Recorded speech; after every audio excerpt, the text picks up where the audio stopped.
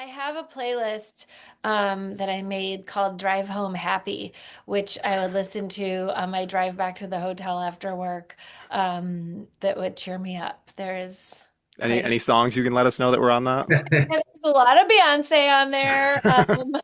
Definitely a lot of like Chicago house music that I remember from college that I would go out and dance to. And I'd be like, yeah.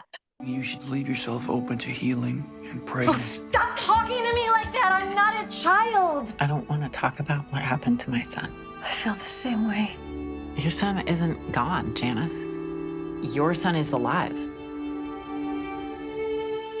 You're gonna come through the other side of this, and everything is gonna be better. Do you believe me? Eric killed those boys. He shot them.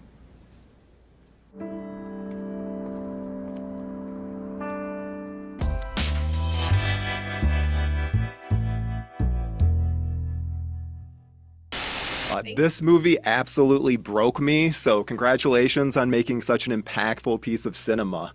Michael, so what spoke to you about this story that made you want to make it your directorial debut? Well, I don't know.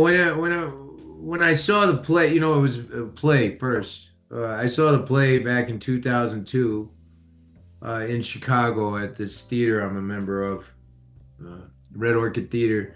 And I would go see it over and over and over again. I just kept going back to see it because I'd never seen a play like it in my life. And I was very, very taken with it. And then I wound up working with the writer, Brett Nebu, both as an actor and a director. I worked with him in the theater, acting his plays and directing a play he wrote. And then he gave me the screenplay, and I just thought he had done such a masterful job of translating the material from the theater to the film, and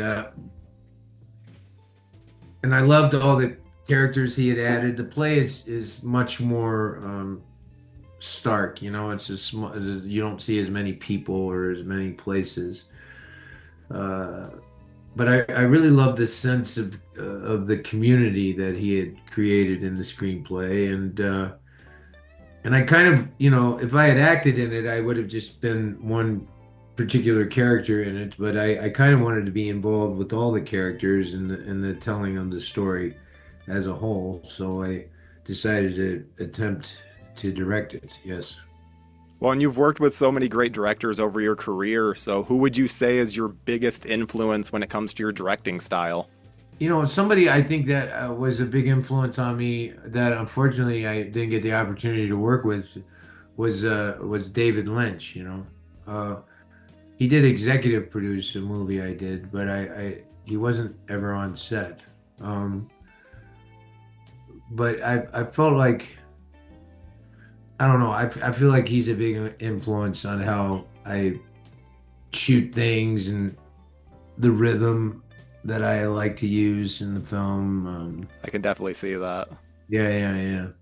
Well, And the design, the colors. yeah. So yeah, he was a pretty big influence on me. Yeah.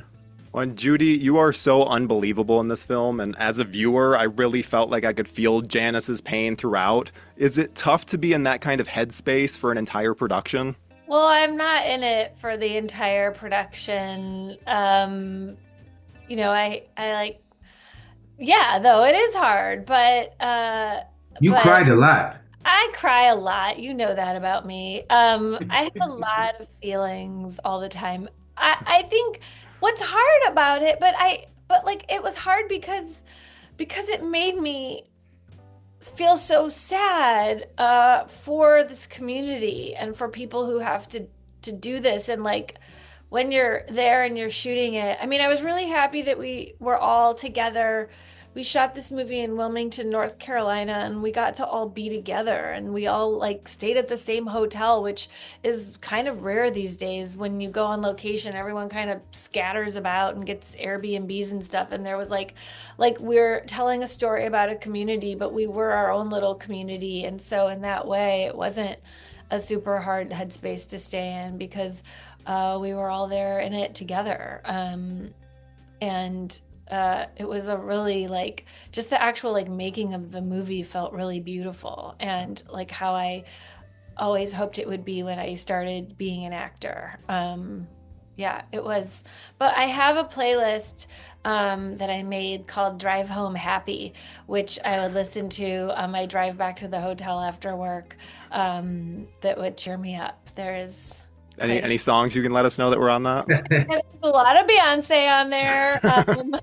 Definitely a lot of like Chicago house music that I remember from college that I would go out and dance to. And I was like, yeah. And it was summer, so it was hot. So a lot of like windows down songs for sure. Nice. Well, Alex, I love how much Ron is trying to find his own willpower and voice, yet clearly is influenced by powerful women.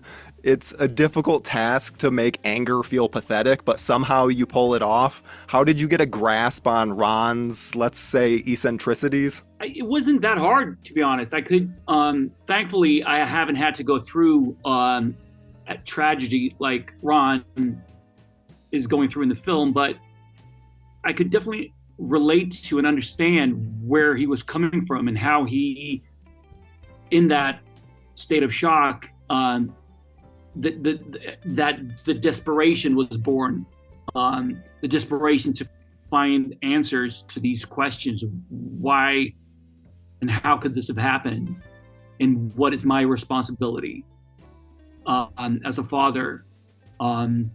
It makes sense to me. I could definitely understand why he would run headfirst into this community within the church that gave him the answers that he was looking for. And it's definitely an oversimplified version of it, but it helped him survive and get through it.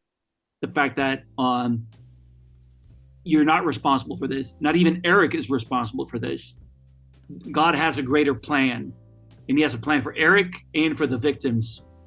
And that gives Ron solace and helps him sleep at night.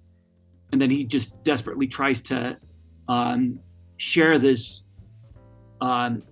great news with his wife, but it's not really working. But he desperately tries to, because he can see that she is in despair and kind of stuck in a way. And to him, it feels like, well, this is, the happy pill. Just come with me into this community, and all will be well. And I don't think we see that later in the film, that he hasn't really processed the grief in a healthy way. And there's definitely a way through religion to do that. But I think he just wanted a quick fix, a quick answer. And that was not sustainable. Yeah. Yeah, I loved Ron because he was such a like complex character, and he falls under a lot of like pitfalls that I think a lot of people do. And so Judy and Alex, not to put you on the spot in front of your director, but what do you think Michael's greatest asset is as a director? He's very tall, so it's helpful on set. No, I'm kidding. You always know where he is. You can always see it. Find him. Yeah. Yeah. And he was preparing for another role. He was going to shoot after a movie, so his hair was also really big at the time, unlike right now. No, I mean, it's hard. Sometimes actors make really terrible directors because, especially Mike is like so incredible that you wonder, like, does he really know what he's doing? Like when he's acting, like, can you put that into words? Like that's the question, I think, when actors direct. And I think what was so beautiful about his technique and method was, like, first of all, we had no money, but yet somehow managed to have all the time in the world. And so him to create this like space, like this time for us to do these scenes together felt really luxurious. And then I there was always direction being given, and I love that because I can get really in my own head. And when you're in your own head and you're trying to like force the scene to go in a certain way, I think like magic never happens that way. And so to like have the whisper in my ear of like, what about this? Think about that. Try this line. Like you're really like you're going for this reaction from him, like from Ron and the scene, or it was just always felt like so super personal and intimate in a way that I never feel on big budgets and no budgets. It's like there's always this, it's like this idea of time, like there's just never enough time, and I felt like we had all the time in the world. That was a huge asset. I'll think of so many other things, but that's something that I really remember. Yeah. Well, I think that's all the time that I have with you guys, but thank you so much. That was such a good way to end it. So thank you. You guys have a great rest of your day. Thank you for clicking on our video, everybody. If you like what you saw here, please make sure you like the video and subscribe and share with your friends who like this sort of content. JoBlo remains an independent company, and we appreciate all of your support.